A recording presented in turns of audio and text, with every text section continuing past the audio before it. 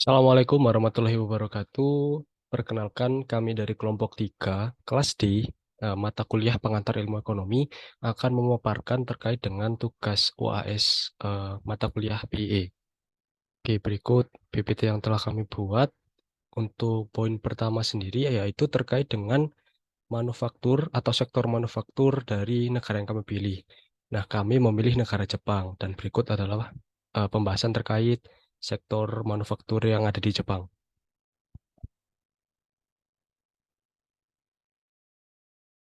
Saya akan menjelaskan tentang Manufacturing Composition tahun 2017 dari data portal UNIDO pada negara Jepang, yaitu urutan yang pertama, motor vehicles, trailers, semi-trailers 21,4%, yang kedua, office, accounting and computing machinery 14,68%, yang ketiga, food and beverage 12,9%, yang keempat, Machinery and Equipment (NEC) 10,12%. Yang kelima, Chemicals and Chemical Product 9%. Jadi dari manufacturing composition dari UNIDO ini bisa dikatakan jika motor vehicles, trailers, dan semi-trailers adalah sektor manufaktur terbesar yang ada di Jepang. Nah, kemudian untuk menjelaskan tren perdagangannya, kami menggunakan data dari UNCOMTRADE yang dimana pada UNCOMTRADE itu harus mencari HS kode. Nah, mungkin pembahasannya selanjutnya akan dilanjutkan oleh Syafa. Jadi HS code-nya ini kita dapat dari UN Statistik Wiki. Kita bisa lihat di spreadsheet yang sebelah kanan ini. Untuk motor vehicle sendiri, HS code-nya yaitu ada 8703. Terus kemudian ya dari tren perdagangan di ekspor ke dunia ke world-nya itu di tahun 2019 kita ada 98 triliun US dollar. Di 2020 ada 80 triliun US dollar. Di tahun 2021 ada 85 triliun US dollar. Dan di 2022 ada 86 triliun US dollar. Di tahun 2020 ini kita mengalami penurunan karena adanya pandemi COVID-19, dan di tahun 2021 sudah mulai meningkat, dan di 2022 juga mulai meningkat. Dari data ini kita mengambil dari data UN Comtrade. Oke, selanjutnya eh, sebelumnya tadi dijelaskan dari perdagangan ke seluruh dunia. Sekarang kita lebih spesifik ke Indonesianya saja. Jadi trade value yang ada di Indonesia kita ngambil 4 tahun terakhir, yaitu mulai dari tahun 2019 sebesar 383,382 triliun. 383,382 miliar US dollar. Kemudian di tahun berikutnya mengalami penurunan karena adanya pandemi COVID yang kita rasakan dari di seluruh dunia, menjadi 218,752 miliar US dollar. Kemudian tahun berikutnya mengalami kenaikan karena pandemi COVID mulai membaik, menjadi 274,982 miliar US dollar. Lalu di tahun berikutnya, yaitu tahun 2022, mengalami kenaikan yang sangat drastis, yaitu menjadi 403,796 miliar US dollar. Data ini kami ambil dari UN Comtrade. Yaitu penjelasan tentang poin pertama, selanjutnya yaitu poin kedua. Di sini kami memilih perusahaan dari Jepang terkait dengan motor vehicle, yaitu eh, perusahaan Yamaha. Baik, di sini aku menjelaskan sedikit tentang sejarah berkembangnya perusahaan Yamaha. Perusahaan Yamaha itu terbentuk pada tahun 1995 itu dengan nama yaitu YA1 yang menjadi produk pertama, serta diproduksi dengan menjuarai balapan di Fuji dan Asen. Yang kedua itu Yamaha pada tahun 1950 memperluas bisnisnya pada pasar global, tepatnya di Amerika Serikat, dengan nama Yamaha International Corporation. Dan tepat pada tahun 1970, sepeda motor Yamaha ini pertama sekali menjuarai internasional dan juga pada tahun 1974 perusahaan Yamaha berhasil mendirikan perusahaan di Indonesia dengan nama PT Yamaha Indonesia Motor Manufacturing atau YIMM yang didirikan di Indonesia sebagai pembuat suku cadang sepeda motor. Dan salah satu ekspansi perusahaan Yamaha di Indonesia yaitu dengan mendirikan perusahaan di Indonesia yaitu dengan nama PT Yamaha Indonesia Motor Manufacturing Jakarta Factory Head Office tepat di Jakarta dan pada tahun 1974, dan ekspansi yang kedua yaitu pendirian perusahaan PT Yamaha Indonesia Motor Manufacturing West Java Factory tepat di Karawang pada tahun 2004. Oke, selanjutnya di sini saya akan menjelaskan tentang investasi apa yang dilakukan oleh Yamaha kepada perusahaan lain. Nah, di sini kami dapat data dari media online, media berita online, yaitu nekmotor.com. Nah, di sini itu dijelaskan jika pada tahun 2019 Yamaha itu melakukan investasi kepada salah satu perusahaan yang ada di Indonesia yang berbasis dengan ojek online, yaitu Grab. Nah, investasinya itu sebesar 150 juta dolar, atau jika dikonversikan ke rupiah itu sekitar 2,1 triliun rupiah. Nah, jadi dengan adanya investasi ini dan kerjasama antara Yamaha Motor dengan Grab, oh ya, ini yang melakukan investasi ini adalah Yamaha yang ada di pusat.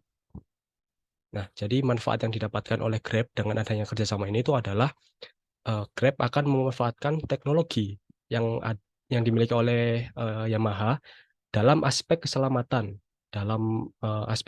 motor. Nah, kemudian mitra Grab juga akan mendapatkan kemudahan dalam proses pembelian sepeda motor Yamaha.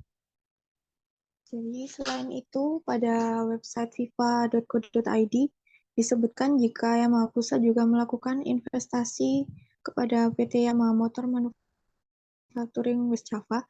Dana investasi yang dilakukan oleh Yamaha Pusat sebesar 4,4 juta US dollar yang digunakan untuk membangun Global Training Center atau GTC pada pabrik kedua di Indonesia, yaitu Yamaha Motor Manufacturing West Java. Tujuan dari adanya GTC ini adalah supaya karyawan Yamaha bisa terbekali dengan keterampilan teknologi yang sesuai dengan standar dunia. Oke, selanjutnya yaitu penjelasan terkait bagaimana sih kebijakan investasi di negara Indonesia. Nah, kebijakan investasi yang ada di negara Indonesia ini kami mendapatkan melalui website OECD pada Investment Policy Review negara Indonesia yang ada pada halaman 245 sampai halaman 246. Selanjutnya saya akan menjelaskan kebijakan negara Indonesia saat ada investasi masuk di negaranya. Salah satu kebijakannya yaitu pemerintah pusat dapat lebih memperjelas tanggung jawab kebijakan investasi yang ditugaskan ke tingkat pemerintah yang berada untuk mengurangi duplikasi dan tumpang tindih. Mengklarifikasi tanggung jawab sangat penting ketika mereka dibagi, seperti dalam kasus kebijakan investasi. Penerapan Omnibus Law on Job Creation bisa menjadi kesepakatan untuk mengklarifikasi tanggung jawab. Tingkat pemerintahan yang lebih tinggi harus membangun kapasitas investasi dan lembaga terkait investasi, khususnya PTSP dan lembaga teknis yang memberikan izin operasional. Pemerintah pusat harus memastikan bahwa PTSP dapat mengoperasikan OSS secara efektif. Oke, untuk melanjutkan dari Reza tersebut adalah lembaga regional juga dapat memperkuat layanan setelah perawatan mereka untuk memenuhi permintaan investor yang ada. Badan regional dapat mengambil peran yang lebih proaktif dalam mempromosikan investasi asing dan menyesuaikan alat promosi mereka untuk fokus pada investasi yang relevan dengan wilayah mereka. Bekerja sama dengan kantor luar negeri BPM, agen investasi regional dapat memperkuat kerjasama mereka dengan badan lokal lainnya seperti layanan pengembangan bisnis untuk lebih menyelaraskan produksi pemasok lokal dengan kebutuhan perusahaan asing. Pusat dan daerah pemerintah juga dapat membantu membangun kapasitas penerapan perusahaan lokal dengan meningkatkan kesadaran tentang layanan pengembangan bisnis dan memfasilitasi produk untuk mendapatkan dukungan yang memadai. Oke, selanjutnya akan dilanjutkan oleh Dinda. Untuk mengembangkan daerah, kita perlu mengurangi kesenjangan dalam pendidikan, infrastruktur, dan kualitas pemerintah daerah. Transportasi laut sangat penting untuk menghubungkan pulau-pulau di Indonesia.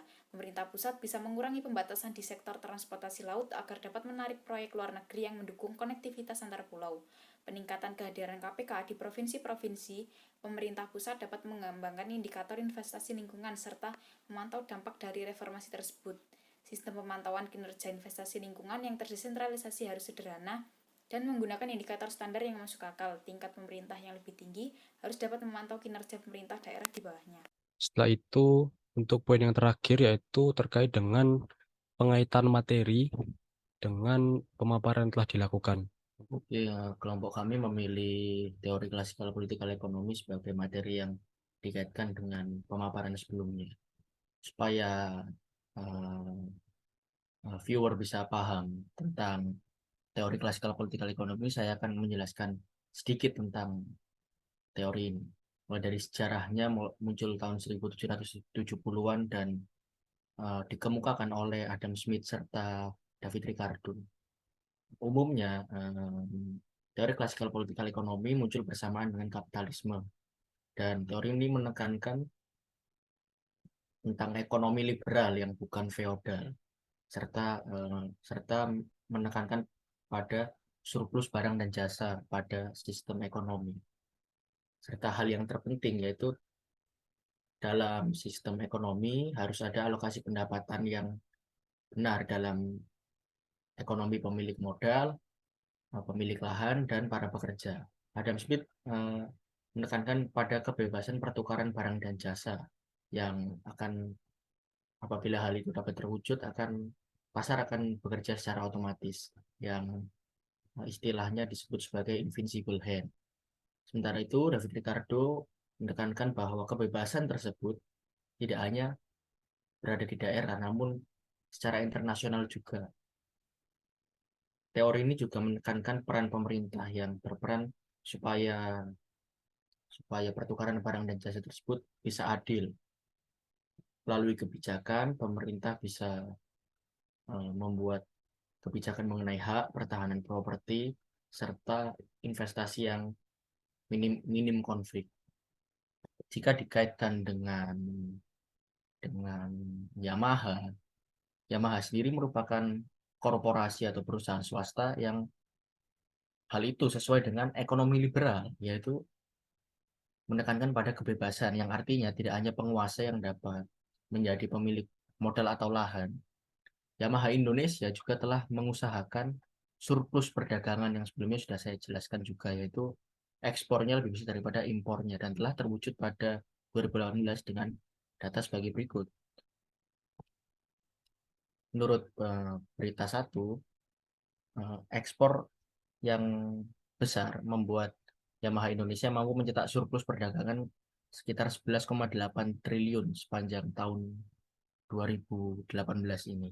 Dan dari data sebelumnya saya juga telah menjelaskan mengenai alokasi pendapatan untuk para pemilik modal, dan itu terwujud di Yamaha Indonesia melalui investasi keluar Yamaha yang sudah dijelaskan juga, dan telah memperkerjakan 250.000 tenaga kerja dan memiliki 4.200 jaringan penjualan.